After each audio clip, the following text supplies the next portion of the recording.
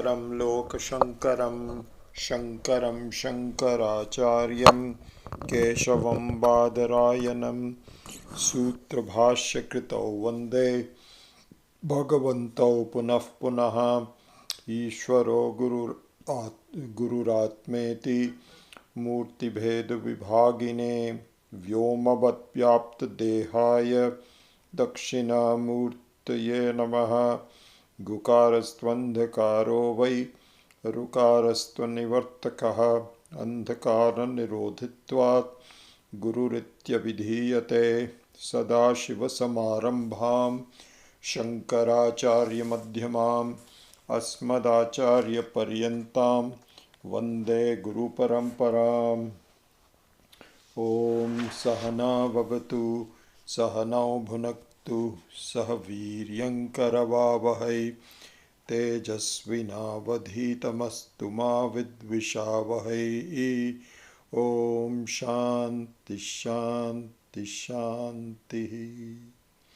So let's chant verses number 6 and 7.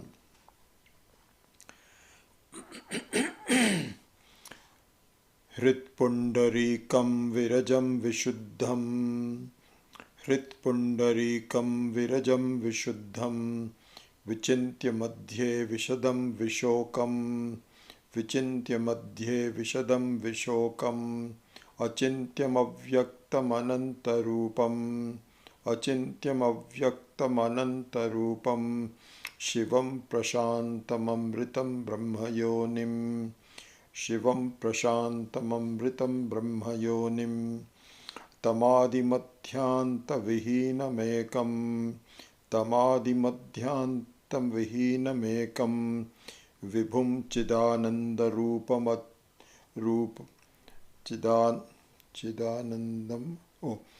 विभुं चिदानन्दमरूपबुद्भुत. Sorry, say that one more time. विभुं चिदानन्दमरूपमद्भुतं विभुं चिदानन्दमरूपमद्भुतं उमासहायं परमेश्वरं प्रभुं उमासहायं परमेश्वरं प्रभुं त्रिलोचनं नीलकण्ठं प्रशान्तं त्रिलोचनं नीलकण्ठं प्रशान्तं ध्यात्वा मुनिर्गच्छति भूतयोनिं ध्यात्वा मुनिर्गच्छति भूतयोनिं समस्तसाक्षिं तमसः परस्तात् समस्तसाक्षिं तमसः परस्तात्. Okay, so we're finishing up verse number 6, and we will also do verse number 7 today, and possibly do some meditation to encapsulate the central meaning of both of these verses. So up to last time we had done Shivam Prashantam Amritam Brahma Yonim, and then the last two lines. It's interesting, in one section of the book, Tamadi Madhyanta Vihinam Ekam is part of the verse number 6, and then towards the end it is actually part of number 7. It doesn't matter. It could be either one of them. So let's look at the meaning of that.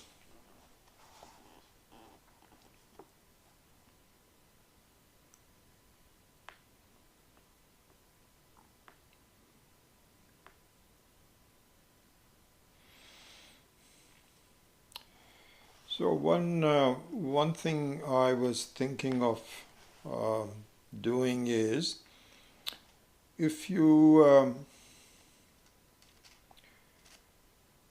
look at the text given in this book by Swami Viditatmananda,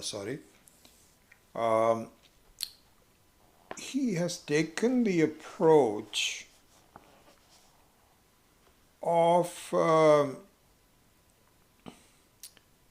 the classical meaning of these words, especially when we come to verse number 7 on Trilochanam Neelakantham Prashantam. We've taken the very traditional meaning of these words, and that is correct also. In some, actually has some mythological meaning to it.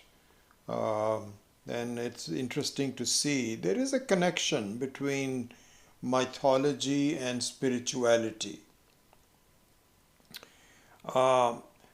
But I think what we will do today is to look at more of the spiritual meaning of them rather than the mythological meaning of them. And it's interesting in my own life, in my own teaching, and so on. As things become clearer to me, then they become much more personal to me. It's obvious when something is clearer. Well, not that obvious. If something is clearer means if I understand the essence of what is being talked about, then it translates into a personal experience, the way I look at things. And so, unlike some of the Mahatmas who really might have understood the subject matter pretty early in their lives, and their teaching is constant after that.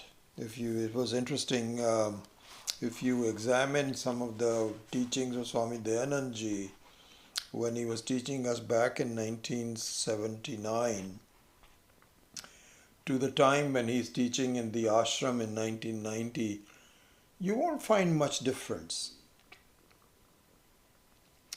But in a case like in mine, where my understanding of the subject matter continues to get clearer over life. It's not as though it is already clear early in the life. So it's a very interesting phenomena, because even though I can see the general principles of it early on, but the clarity comes a little bit slowly. And as the clarity comes, it allows me to look at things in a very personal way as they apply to me. And so therefore you will see in my teaching a difference between what I did 15, 20 years ago than compared to what it is now. One of the differences, and this is the one I really wanted to trigger in my thinking, is that the meaning of the words in these verses, they're the same verses that I studied 20 years ago that I'm studying now. The meaning of the words in the verses have become much more internalized and personal for me. So to close the loop on what I was saying, if you please study the text given in Swami Viditatmananda's book, you will see a more traditional view, which is both an outsider's view. It's not as though Swami Viditatmananda doesn't understand. That's not what I'm saying. It's just that what he has chosen to emphasize is like for example, the view of Ishvara from outside.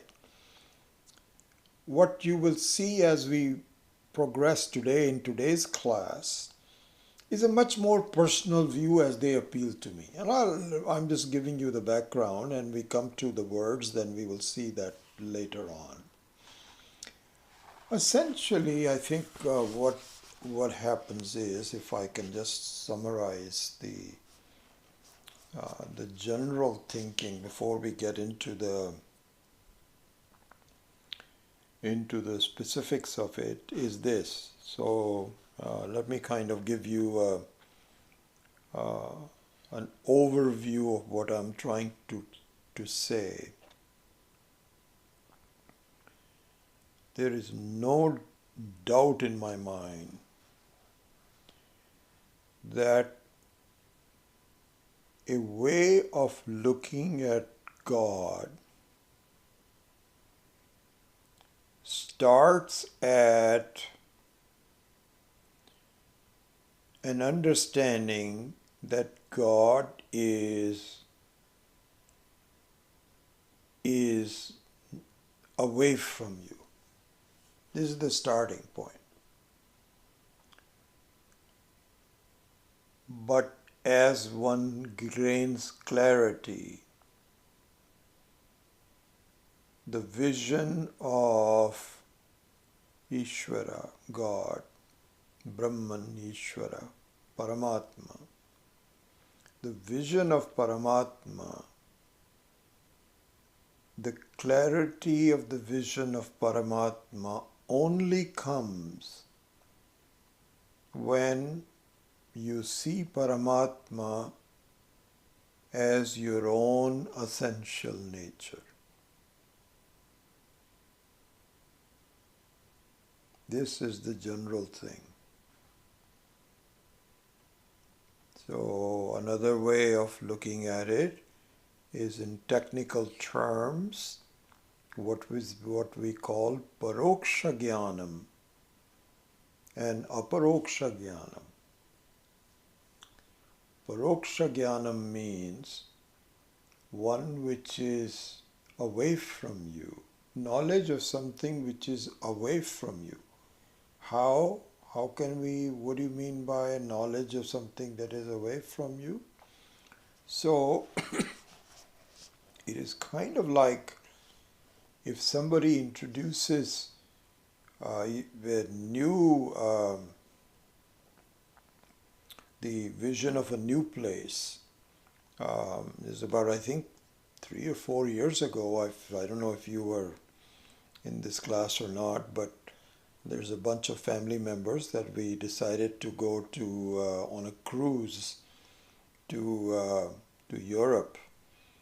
And we went through northern Europe all the way up to Leningrad, and we saw Copenhagen and all those kinds of places.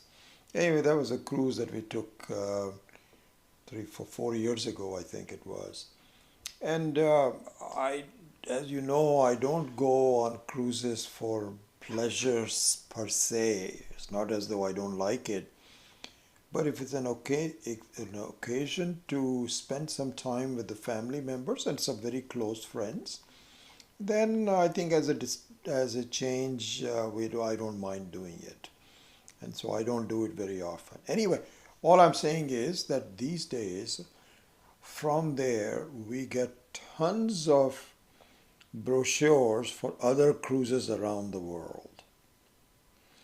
And I don't even look at it. I just throw it away because I have no intention. If it happens because of some family member saying, let's go, if my son and daughter-in-law and the kids, they all say, let's go on a cruise, then I would consider doing that. But I don't want to look at things that are just be wonderful. Wouldn't it be wonderful to visit Romania, let's say, or Hungary, or Israel, or one of those places that I've never been to? So supposing I get a brochure on Hungary, then that's called paroksha jnana, because I get some visual and some descriptions of Hungary, but I've never been there. But if you actually visit Hungary, Budapest, and see for yourself, then you have a different view altogether. That happened to us in Leningrad, in St. Petersburg. I wanted to see what Russia is all about, in fact. I didn't want to see it, but it was interesting to see. from what I thought of Leningrad and when I saw Leningrad so this is called Aparoksha Jnanam. The same thing is true from the description of Ishvara, as we will see today, as Paroksha Jnanam. And it starts by having a Paroksha Jnanam. It always starts like that. Because you cannot go to Hungary until you know about where to go, what kind of a place it looks like. Then you can confirm it in saying, yes, this makes sense. Similarly, our study is exactly the same way in the study of Ishvara, of God, as it did with me too, that you have a Paroksha Jnanam. And so some of the descriptions that you will see in the text is Paroksha Jnanam. But then that Paroksha Jnanam, we should be careful in translating these words. Oftentimes it is translated as theory and practice. And that's not true. That's not what it is. If you look at it that way, then you're going in the wrong direction. It's not theory and practice. It is a vague but a definite introduction to something, and then the direct experience of what it means to you. You see, that's the thing. We should see that. What does God mean? He's not just talking in theoretical terms of saying God means the following things and so on. You know the one, I think I shared that to you previously, where Swami Dayanand used to say that this often happens, you go to somebody's place and then before dinner people are asked, what kind of drink would you like, you want wine, or do you want some liquor, or you want some coconut water or whatever. So supposing you just have a glass in your hand, no matter what you have, so that people are mingling and so on, and you meet someone, and supposing somebody says that, what do you do? And so I tell them, I'm retired and I study in Hindu spirituality. They'll say, oh, interesting. Then they can ask you, do you believe in God? And before you answer it, the reason they are saying is, I don't believe in God. I don't believe in God. Swami Dayanand used to say, please carry on this conversation by asking. Don't necessarily become confrontational by saying, you don't believe in God? Well, I do. Okay, let's discuss it. Instead of doing that, a more fruitful way to respond to that is, can you tell me what God you do not believe in?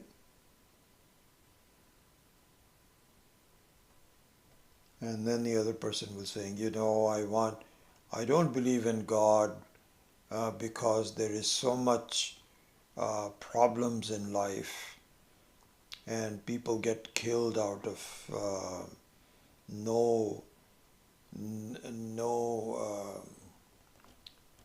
reason for meeting a tragedy. And is this the kind of God that is cruel and allows these things to happen, and climate change and all kinds of issues?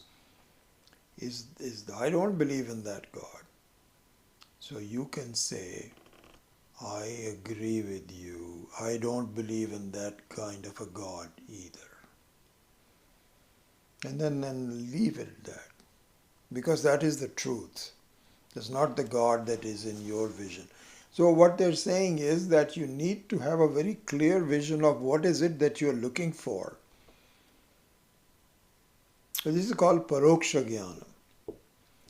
So it's very possible that as you read through, but the Paroksha Jnanam is also important as an introduction. So I'm not saying that you don't read this text. Please read the text. But we will look at an aparoksha view of it as we study. And that's my hope that we do that. So here this is kind of just as a methodology that I find is working for me. You see, whatever I'm resolved that my teaching will be something that at least I have some sense of personal experience. It may not be complete, may not be absolute and so on. I'm not a Mahatma. But at least I have a reasonable view which I think is in keeping with the vision of the Mahatmas. So with that in view, I think an important change came up in my understanding of the subject matter is, and I can just give you my view of that and you can take it for however you want to take it, is that, and I think I mentioned this in some of the classes, I don't know if it was in this class or not, I think maybe in this class also. You remember the 5 things that we talked about. And so the 5 things were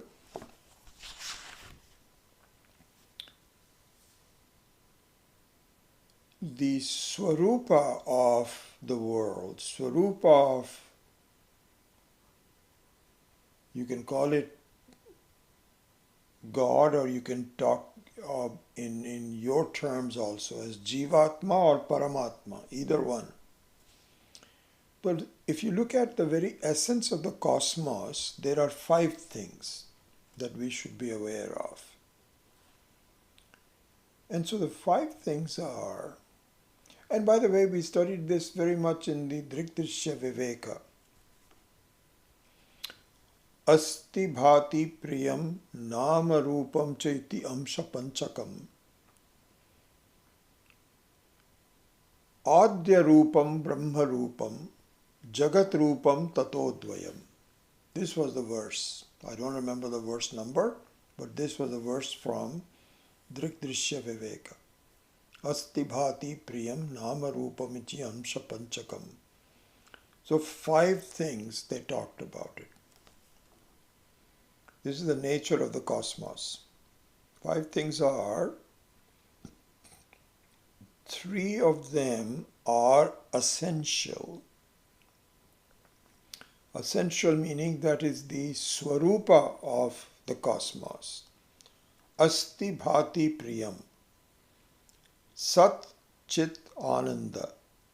Satyam jnanam anantam. Those are the 3 things. Beingness, I am. Chit Swarupam, I know. And Anantam, it has always been there. Has no beginning, no end.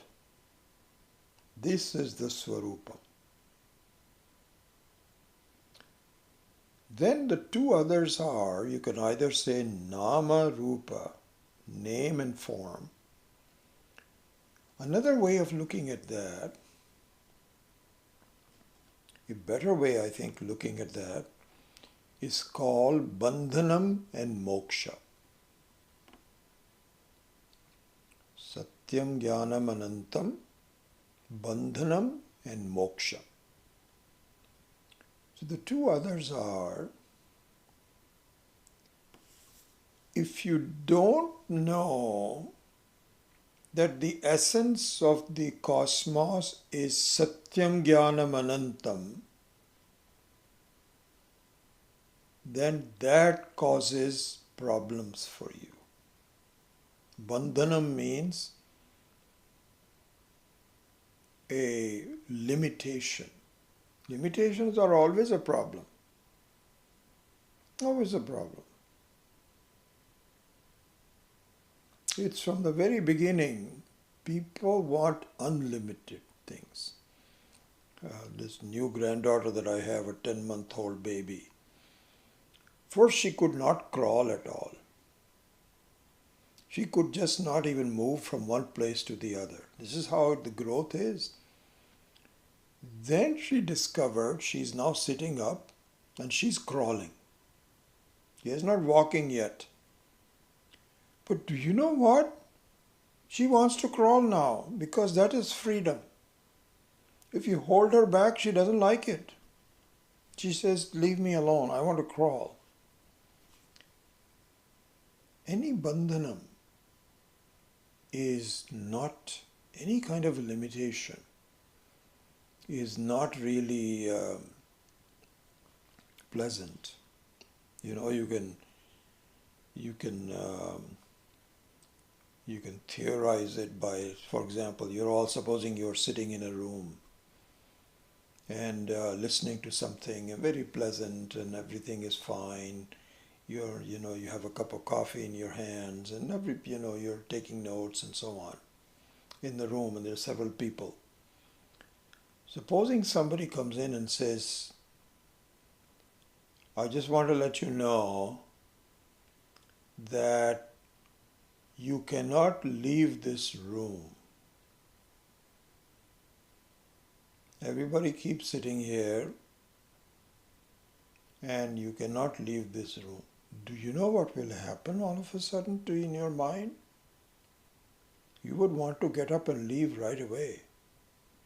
Before that, there was no bandhanam. But if somebody were to say that you cannot leave, I want to leave. Because all kinds of thoughts come. What do you mean I cannot leave? I mean, my family is waiting for me, my husband is waiting for me, my wife is waiting for me, or whatever it is, I want to be free. This is called bandhanam. So bandhanam means the sense of limitation. We don't like it. So the two things in addition to Satyam Jnanam Anantam is bandhanam and moksha. So the premise is that if you don't know that your essential nature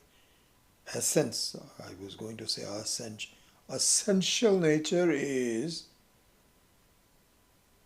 beingness, knowingness and infinity. You don't know that, there is bandhanam.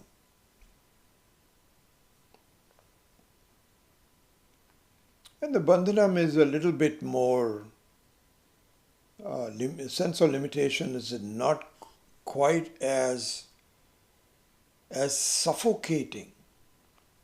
That example I gave you where people were sitting and all of a sudden some hefty guy comes in like this on the door and says, by the way, just wanted to let you know you cannot leave this room. Imagine what you will do. That's suffocating. In our life, that bandhanam is not as suffocating, but it is suffocating to a certain extent. Ultimately, it is suffocating. We have to eat every 3 or 4 hours. We have to go to the bathroom every 2 or 3, whatever. You can go peeing. You have to go for defecating once a day. You have to take a shower. All kinds of limitations. and then limitations of food, of pleasantness, uh, and then your life is going away. That's a limitation.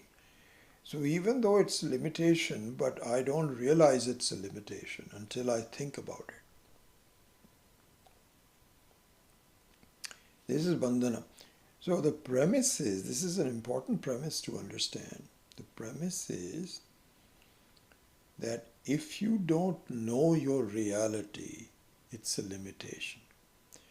If you know your reality,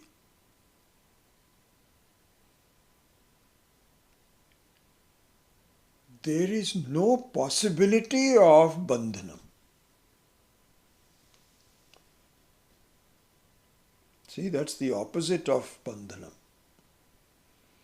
If you know your reality, is moksha.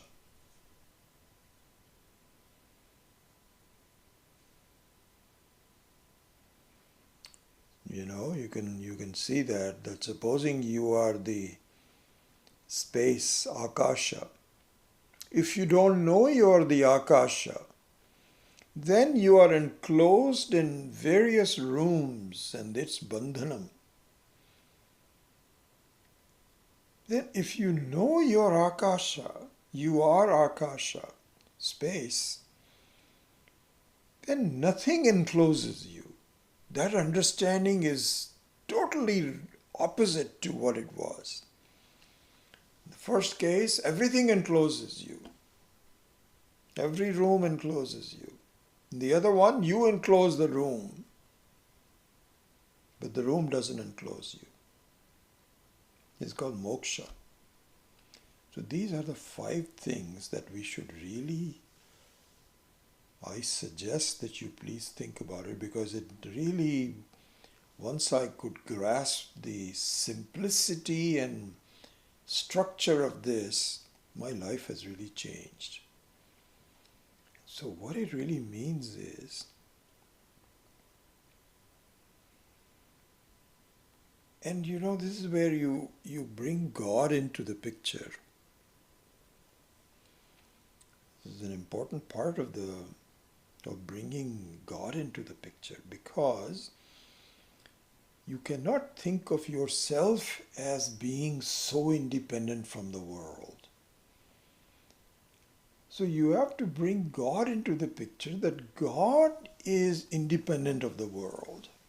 As we saw in the morning class that we just concluded, that God is the very substance of the whole world, independent, therefore independent of the world. It is the content of the world, and therefore not limited by the names and forms. That is God. It is independent, was never born, anadi, self-existing, all those kinds of gunas. And that happens to be me. Not me per se, but everything including me is nothing but God. This is what I have to see. So what I'm saying is this. It is difficult for us to appreciate my truth because my mind will mock me if I say that I am everything. My mind will mock me, and it does. It mocks me, makes fun of me. It says, what are you talking about? You can't even be a normally good person. And here you're talking about being everything in the what? Are you crazy? Is something, what have you been drinking lately? Your mind will say this.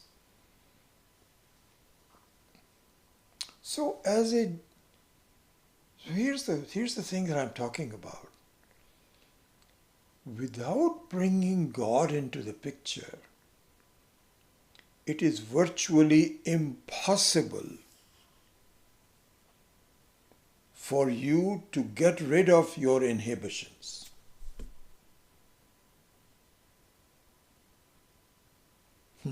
Interestingly enough, I got reminded of some incident that happened about, I think in the year 2009, one of the visitors from India who had come, and he reminded me. Interestingly enough, he's a very some rich guy in India from Hyderabad, and so he had approached me one time and said that, I'd like to come and meet you.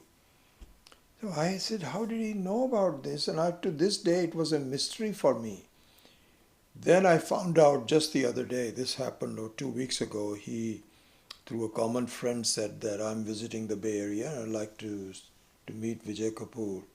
So I said, very surely, please come. So he came and we had a nice chat. So he was telling me how he met me. And this is exactly what I was reminded of. In the year 2009, there is an organization in the US called, what is it called?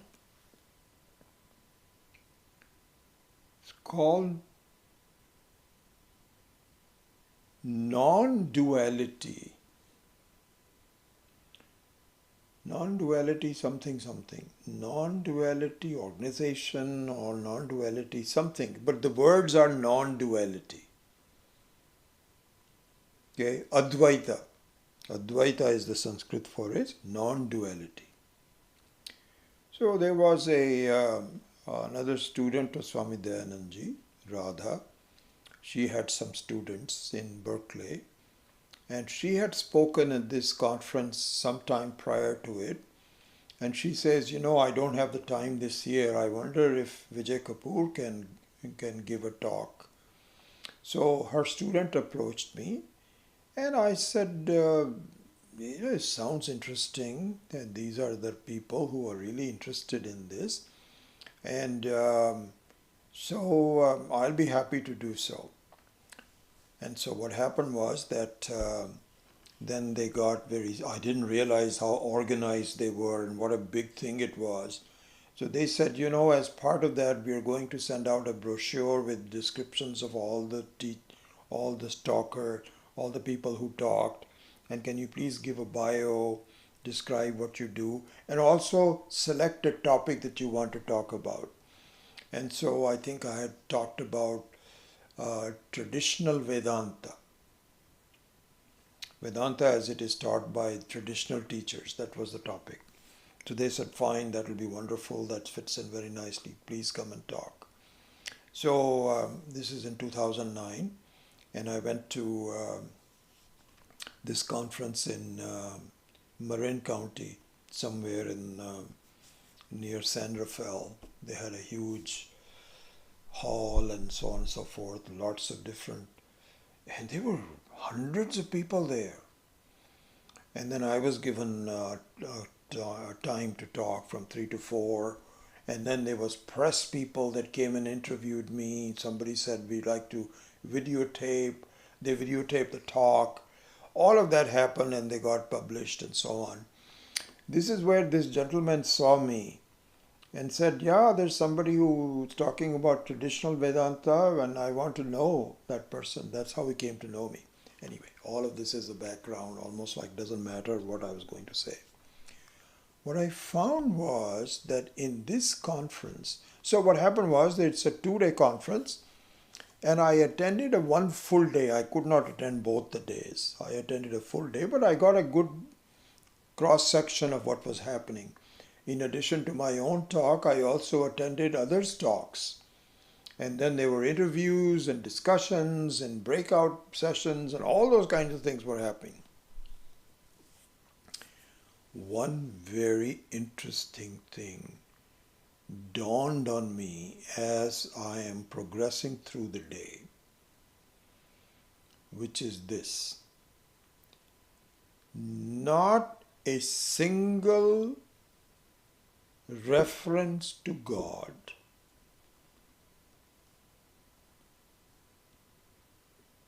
no discussion or even a hint of a reference to God. It was all about the New Age Vedanta. This is the New Age Vedanta. And the New Age Vedanta is just meditate and just see the non-duality. Satyam, Jnanam, Anantam, all of those kinds of things, they were kind of like, not in those words, but they were close to it. That you are the consciousness. Yeah, that was the name. Non-duality Consciousness Organization. The word consciousness was also there. Which is true, it's good, it's consciousness. But you are the consciousness. There is nothing else, and just meditate and see for yourself. This is all about it. So I kept waiting for, there might be some breakout session, which would say, what about God now? How does he enter into this picture? No, there wasn't any. And I was just fascinated. I didn't realize this is what the New Age Vedanta is.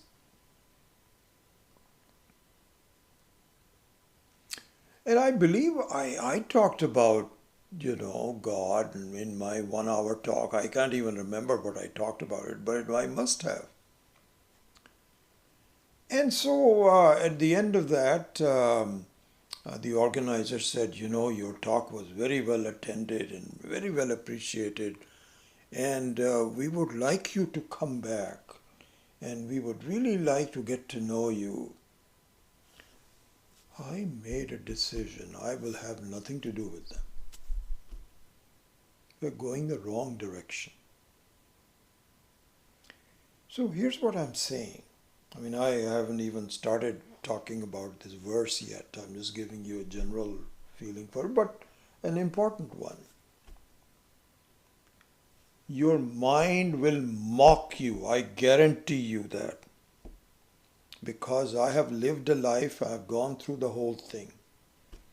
You cannot overcome your limited personality without bringing God into the picture. Cannot do it. The end result will be the same. All these non-duality conference people, and I think that they're misguided not because of their final conclusion, but because of the fact that they could not be authenticated unless you bring in God into the picture. You cannot do that. So it's like just words and some experience in meditation and so on. You feel good for a while. Oh, Om Namah Shivaya, Om Namah Shivaya. Oh, this is so wonderful. I love to have meditation and so on. There's no knowledge about what is the essence of the meditation, what is the essence of life. That's not what we are talking about. So to close off that picture, and so this I'm talking on, hopefully it makes sense to you, because I'm trying to do the aparoksha jnanam, paroksha jnanam, the mocking of the mind, the bringing Ishvara into it, and all of that personal experience and so on. So the bottom line is this. If you want to have the courage and the skill set and the effectiveness of appreciating your own true nature, which is really what we should be doing, you must bring God into the picture. Because in the final analysis, you as a limited human being will disappear. Even from your understanding, you will disappear. We will disappear at the end of this physical life anyway. But even before that, it will disappear. Should disappear. It will disappear. And disappear to be replaced by the presence of God. This is exactly like this. If you think this is some obtuse, no, it's not obtuse. It is exactly like a room space will disappear. The feeling of room spaciness will disappear. Disappear where? Into the very essence of the space. So therefore we can say that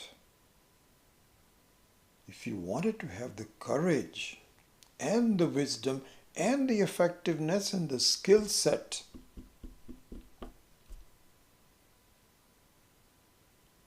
you please bow to Ishvara and say, can you please help me? Can you come? Because I can't do it on my own.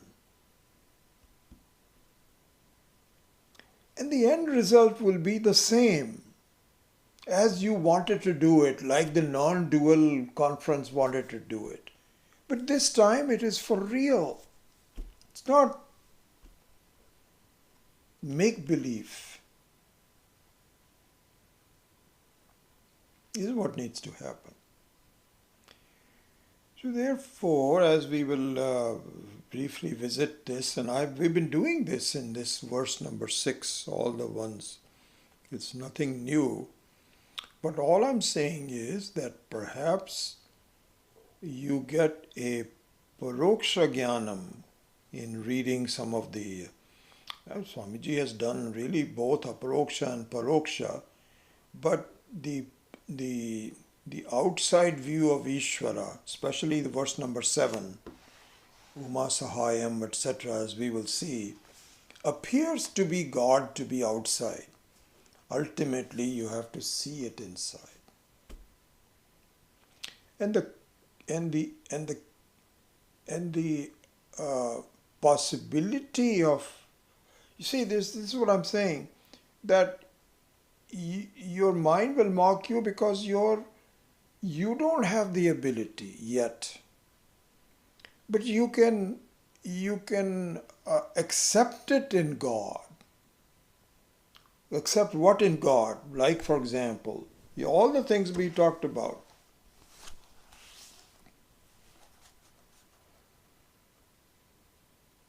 Virajam, Vishuddham, Vishokam, Anantarupam, Shivam, Prashantam, Amritam, Brahmayonim, Tam Adimadhyanta Vihinamekam, Vibhum Chidananda Rupam Adbhutam. This you can give to God, because it is really the God's. It is Ishvara's. It is Ishvara's gunas. These are the Ishvara's gunas. And you don't have any problem in, Ishvara I can give. That's no problem. Your mind doesn't mock giving this to Ishvara, because that's how the Ishvara should be defined. But if you define it accurately, Anantarupam, that it is everything. Everything means me too. If there is total space, then do you think that the room space is separate from the total space? No, cannot be. That's the true understanding. But you approach it. You have the courage to approach it by giving it to where it belongs to. It's not yours. We are just a small fraction of it. But we are really not a fraction of it because we are the whole thing. But you're okay to give it to the whole thing, and then it becomes yours. I'm just using some language to hope you're with me. So that's really what we should do. So in that view, let's keep on doing it. So here, by the way, the word tam in the last line, tam adi madhyanta vihinamekam, belongs to Ishvara. And it belongs to Brahman and which is the same as Atma, which is you. Because you're no longer denying. See, that's the issue. If we look at just yourself, you're denying the presence of Ishvara. This is foolishness. So tam, even though it refers to Brahman, to Paramatma, also is the same as Jivatma. It's the same one. Adi madhyanta vihinamekam. So this is all we have already talked about it, that it has no beginning. It's always there. Satyam jnanam anantam. Adi madhyanta vihinam. Devoid of the beginning. What does it say? Let's see. Without beginning, middle, and the end. Devoid of beginning, middle, and the end. It is the very nature of beingness. You were consciousness even before you were born. You are consciousness while you are in the tummy of your mother. You are consciousness as you are growing up as a fetus. You are same consciousness. No difference. You are already there. No beginning. Fetus begins. Bodies begin. Hearts start to beat. And the baby is born. The same consciousness is never born.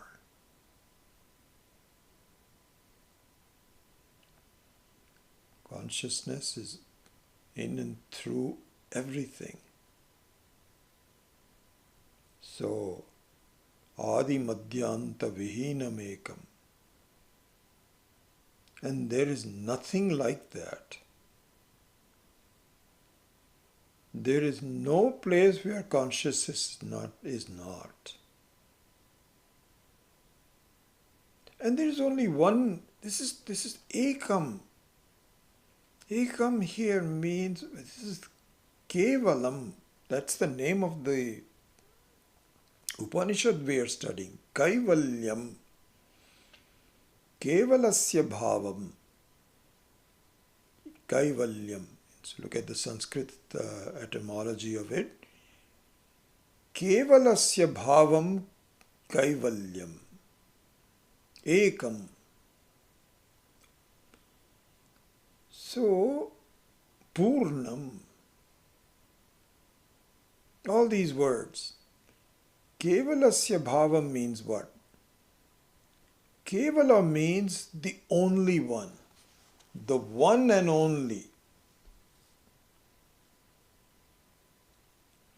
So here, ekam or Kaivalam both should be used. Ekam is not one out of many.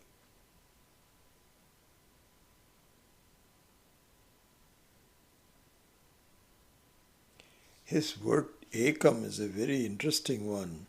So when you say one,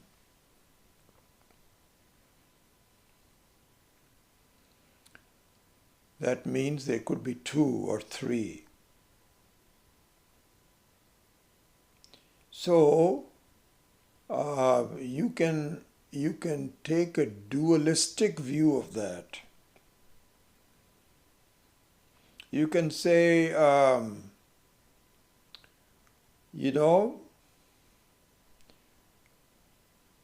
he eats one piece of bread. Another person eats two pieces of bread. So they are different. One piece is different from two pieces. But here, look at this. If you say one, and then you say two, isn't one also part of two? It is. And if you say three, one is still there as part of three. If you say infinity, one is still there as part of infinity. It is the very basis of the presence. It is not zero. How is it not zero? There is no such thing as consciousness not being there. No such thing. I think it is in, I forget the name of the Upanishad, very important statement. It says, Asti iti eva upalabdhavyaha. Asti iti eva upalabdhavyaha means the whole creation is in the form of isness. It is there. Everything, whatever you see, is. Isness is the very satyam of the whole creation, which is nothing but consciousness. Ekam. Even in duality, there is non-duality. See?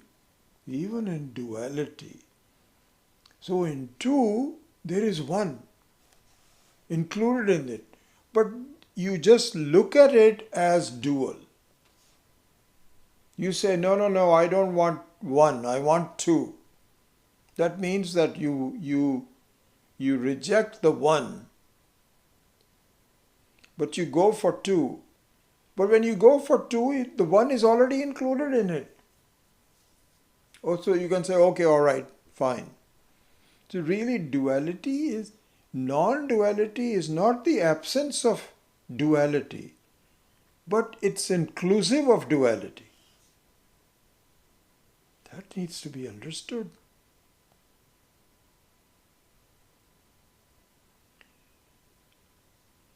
So, Adi Madhya Ananta Rupam Ekam, the one and only one. One without a second. Because everything else is just nothing but a mithya. Satyam alone is. Vibhum. Vibhum means wherever there is, whatever there is consciousness. You cannot, this is the thing I have to see. That my nature, you see that? See what you have to see. My nature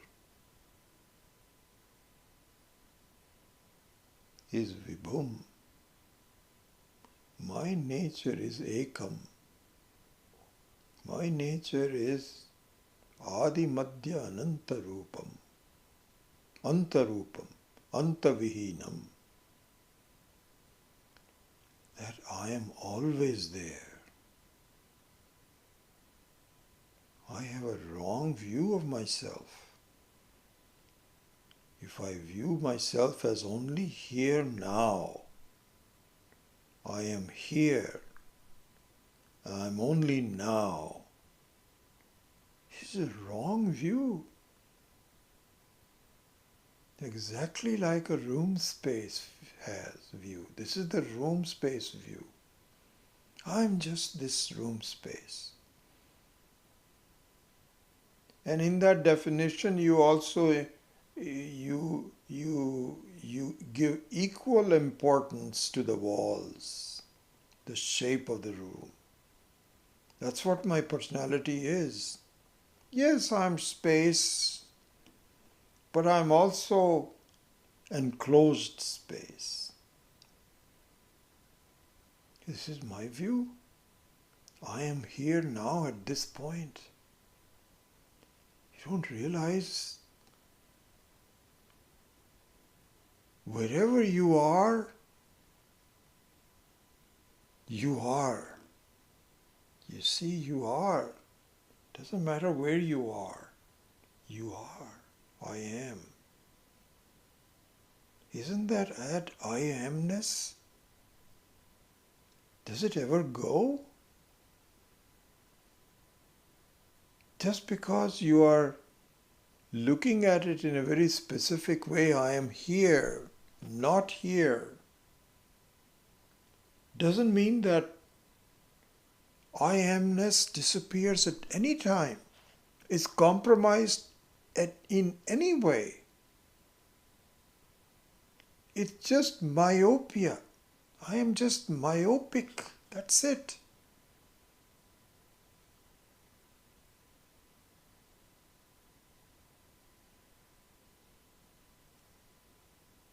This is the teaching. This is the truth. And the consciousness is what Ishvara is. That is the essence of Ishvara. That is the gift of Ishvara, if you may.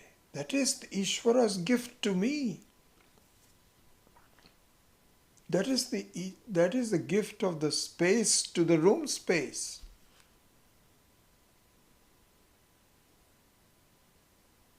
Is timelessness. There's no time. Time is only relevant for being a body when it has a beginning.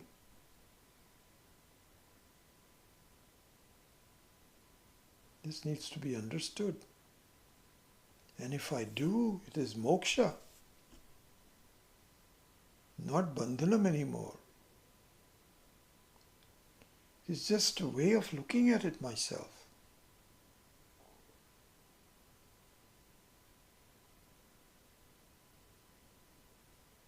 Vibhum Chidananda Rupam.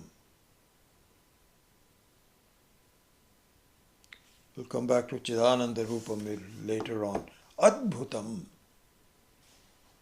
Adbhutam means incredible.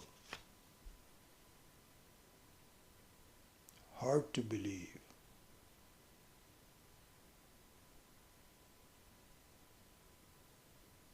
Hard to believe. Amazing.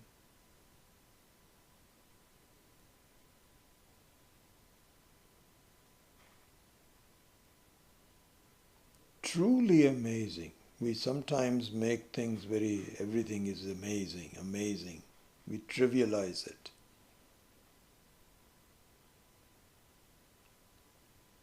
Here the word wow can come in. Incredible. Unimaginable. That's what the word Adbhutam is.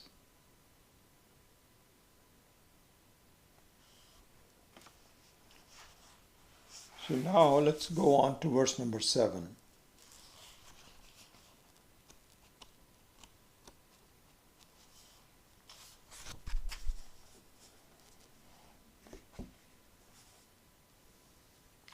So here now we can see that let's look at the meaning of words for a minute quickly.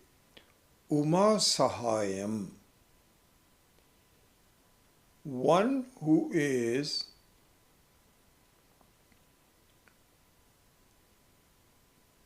wedded to, who is the consort of Uma. Uma Saha.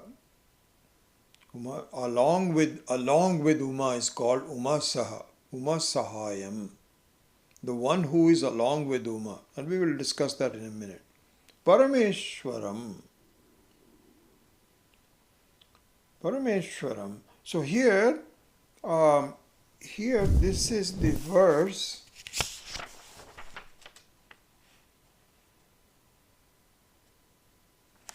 We look at page number 109. Swamiji has done very well.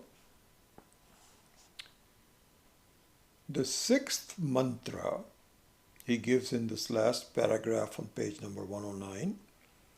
The sixth mantra gives us a meditation upon Brahman, or self without attributes.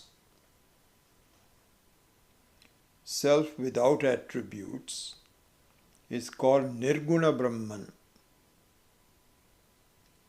The seventh mantra, which is the one that we are now beginning, gives us the meditation upon Saguna Brahman, or Brahman with form and attributes.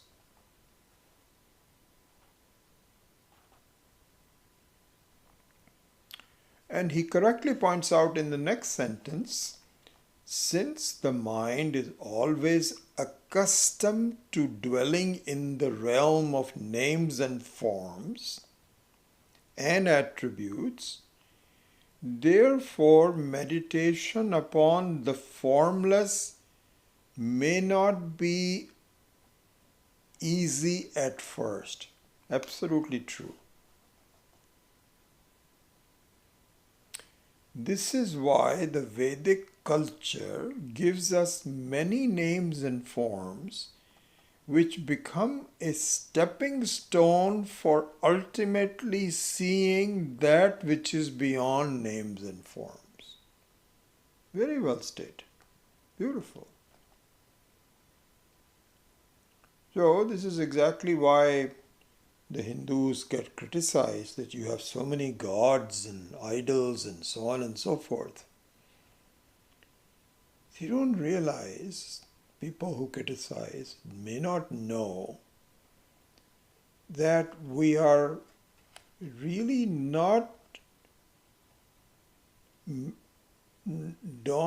praying to idols, but we are praying to the attributeful Ishvara, which ultimately is the stepping stone to attributeless Ishvara.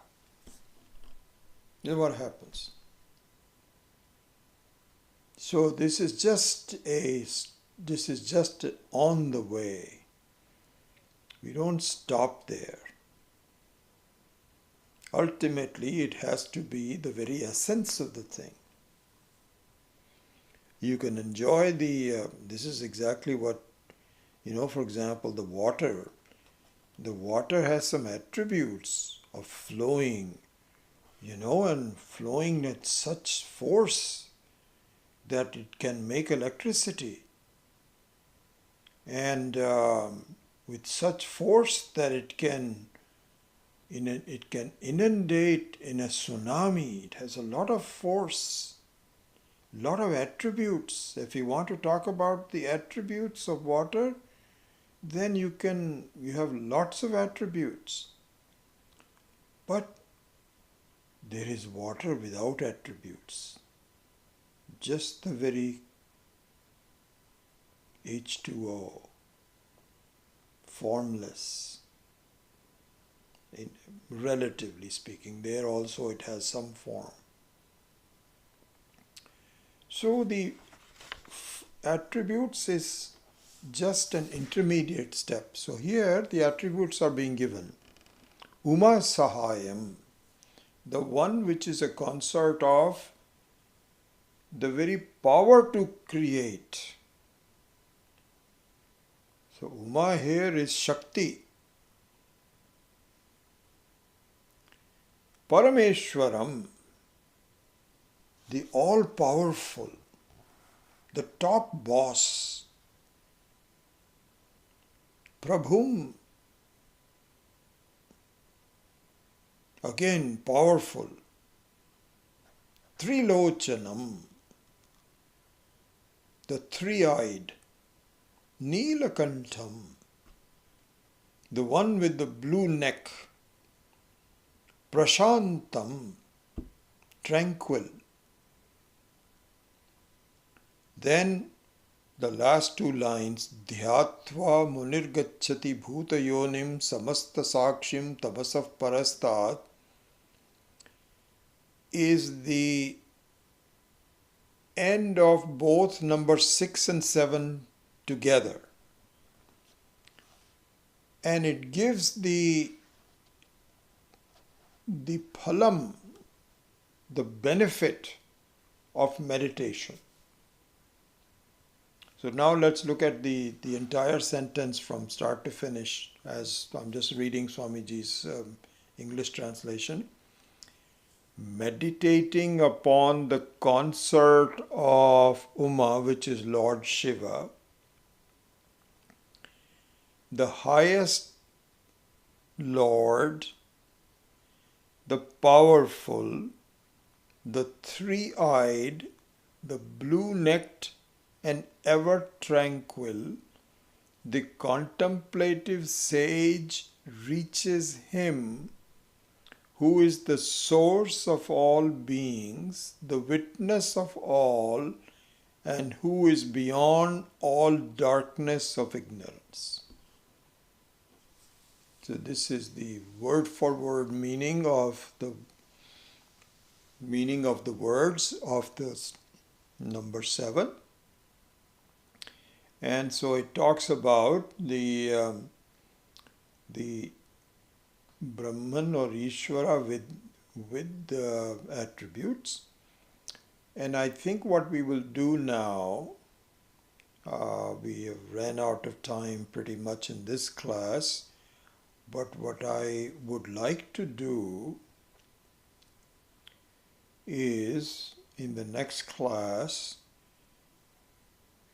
take a personal view of all of these attributes. This is what I was driving to, in terms of coming up from Paroksha Jnanam to Aparoksha Jnanam. So Paroksha Jnana means something that you can see for yourself. Yes, this is true. So we will start with the Paroksha. This is, in a way, is a Paroksha Jnanam. An understanding of Ishvara with attributes such as Uma Sahayam, Parameshwaram, Prabhum, Trilochanam, Neelakantham, etc. is Paroksha Jnanam. But to see that as your own personal experience, which we will try to do next week, we will do that, and perhaps accompany that with an appropriate meditation with it. That is what we will accomplish in this introduction to what I was saying earlier. That first you have to look at God as outside, and then as a stepping stone, in order to avoid the mocking of your own mind, you let it seep into yourself. This is what needs to happen. So we will do that next week. I think we ran out of time, so I thought I would instead of taking up any specific words and so on, I'd like to revise it, then go into much more detail, especially on two words that we have which are new. Trilochanam Neelakantham. I'll give you some insights into, as I have learnt it from some other acharyas, insight into those two words, and then see a meditation which encompasses pretty much, hopefully, all of 6 and 7 together. Okay, so that is the plan for next week. So with that, I will close today's class with a prayer. Om Asato Ma Satgamaya Tamaso Ma Jyotirgamaya Mrityor Ma Amritam Gamaya. Om Purnamadav Purnamidam Purnat Purnamudachyate Purnasya Purnamadaya Purnamevavashishyate. Om Shanti Shanti Shanti. Hari Om Shri Gurubhyo Namaha. Hari Om.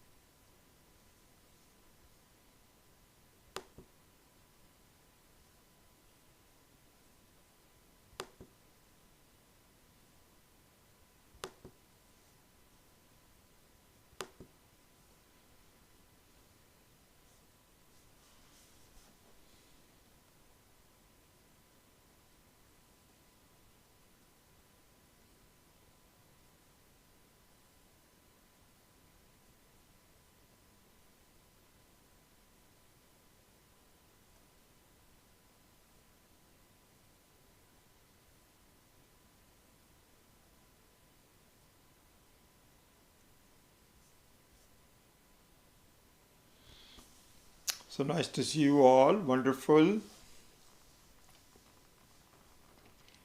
Again, as I think many of you were there in the previous class also. And I'm still amazed how much you spent time on both the classes.